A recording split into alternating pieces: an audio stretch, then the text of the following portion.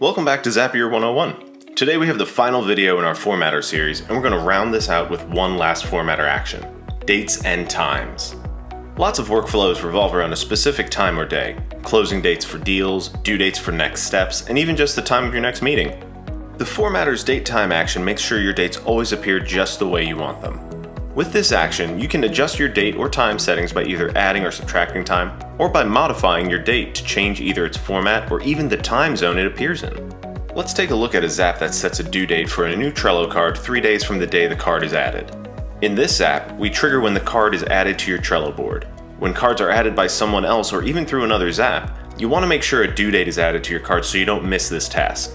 We want to set a date that's relative to today's date, rather than setting a specific date in our Zap, so this is where the formatter will come in handy. To do this, we'll add a step after the Trello new card trigger. Choose the Formatter by Zapier app, and then select Create Date Time from the available actions. In the Edit template under Transform, we'll choose Add Subtract Time. Because we want to set our new date to be dependent on the day the card is added, we're going to take advantage of a quick little code that will dynamically insert the time and date the Zap runs. To use this code, add 2 open squiggly brackets, and then zap_meta_human_now, and then close our tag with 2 closed squiggly brackets. We'll add this code to our input box as the time date we want to modify in this step.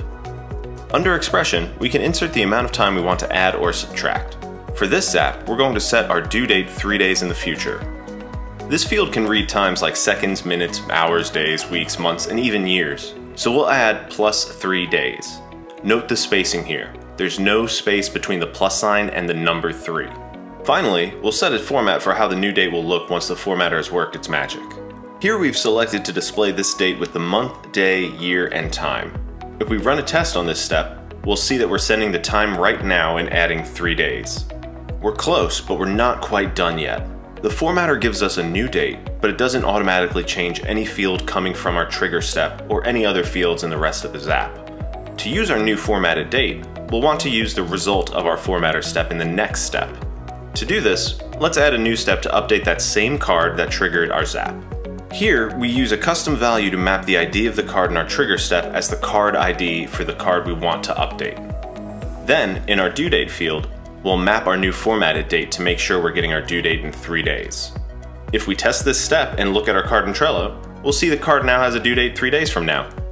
To test the other date time formatter steps, let's look at another Zap. Here we'll let your customers enter their testimonial into a form on your website.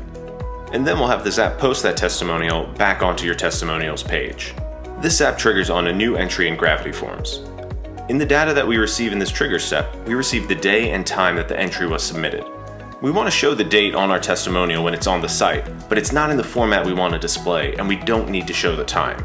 So let's add a new formatter step, and this time we'll choose Format in the Transform option. In this case, we want to map the date from the Gravity Forms step into our input field. In the To setting, we'll then change the format of this date to show just the month, day, and year. For a different Zap, we'd be able to use this step to also change the time zone of the date. You could use this setting for apps that will only accept dates in UTC, or if you want to create appointments in time zones that are not your own.